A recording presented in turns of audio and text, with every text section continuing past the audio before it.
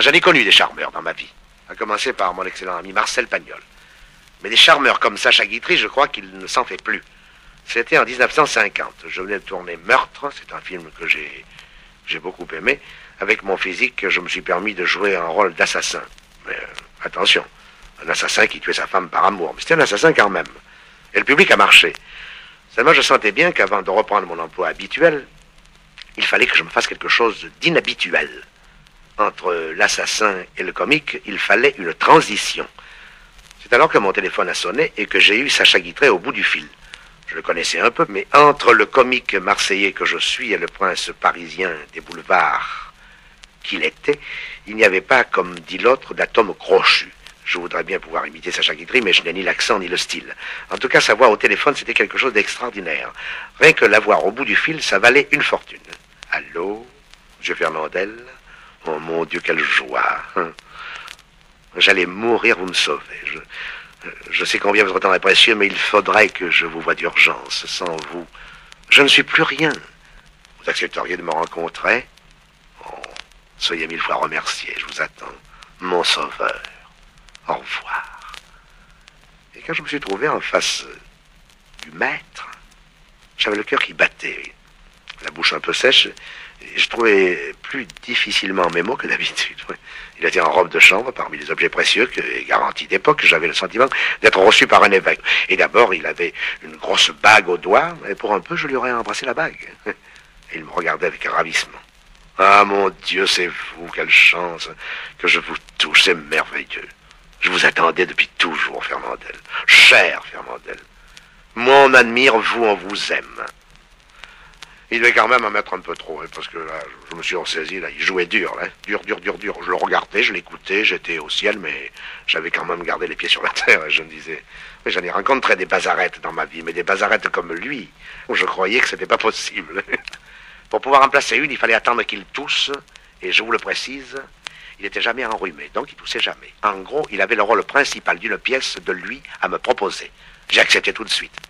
Et vous me croirez, si vous voulez, il m'avait tellement saoulé de charme et de paroles que pour la première fois de ma vie, je n'ai pas discuté les conditions du contrat comme je le fais d'habitude.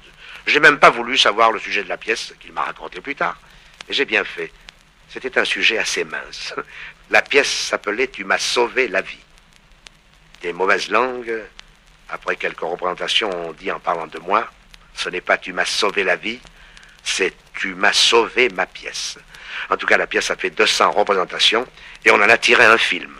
Ce film, j'ai pu en retrouver la bande sonore et j'en suis très heureux parce qu'elle va vous permettre d'entendre, sinon une grande scène de comédie, du moins la grande voix inimitable de Sacha Guitry. J'étais bien sûr qu'il y avait 2 chevaux. Mon sauveur, mon ami, mon enfant. Son enfant. Alors, s'il vous plaît, vite, qui êtes-vous? Et qu'est-ce que ça peut bien vous faire? Comment est-ce que ça peut me faire? Oh, mais ça doit se voir tout de suite, il me semble. Avec moi, il n'y a pas d'illusion à se faire. Et moi, mon petit, qu'est-ce que vous pensez des hommes? Des hommes? Je vous avouerai franchement que je préfère les femmes. Pendant les 200 représentations de la pièce, j'ai appris à connaître et à aimer Sacha Guitry. C'était un homme qui ne vivait que pour son art. Moi, qui ne lis pas grand-chose parce que je reçois 10 scénarios par jour et qui ne les lis pas tous, j'ai lu les œuvres et les souvenirs de Sacha Guitry.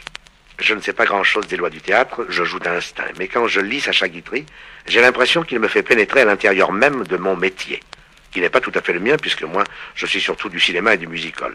Mais ce qu'il dit, par exemple, sur le théâtre et sur la santé des acteurs, m'a profondément touché. Il dit à peu près ceci. Un acteur constate à son réveil qu'il a 38 de fièvre. Un docteur, aussitôt appelé, se rend à son chevet, auscultation puis ordonnance, sirop de codéine, ventouse au bouillon de légumes, et rien de plus pendant 2 jours. Or, à 7 heures du soir, l'acteur s'aperçoit qu'il a 39,2. Il enfile aussitôt ses 2 gros chandails de laine, s'enveloppe d'une écharpe, s'en mitoufle dans un manteau, et 2 heures plus tard, avec ses 39,2, il paraît sur la scène. Et il n'y paraît rien. Il joue son rôle un peu comme un rêve, et à minuit, quand il se couche, il n'a plus que 37,8.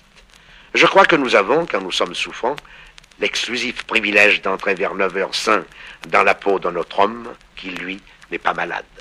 Et ces 3 heures de rémission que nous accordons à nos grippes sont parfois de nature à nous en délivrer.